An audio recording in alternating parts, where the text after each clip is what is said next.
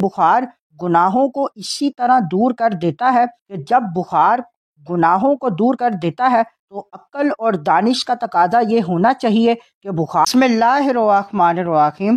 آج کی حدیث مبارک، بیماری کو برا کہنا۔ سنن ابن ماجہ حدیث نمبر 3469۔ حضرت ابو ہریرہ رضی اللہ تعالیٰ عنہ فرماتے ہیں کہ ایک مرتبہ رسول کریم صلی اللہ علیہ وآلہ وسلم کے سامنے بخار کا ذکر ہوا تو ایک شخص اس سے برا کہنے لگا۔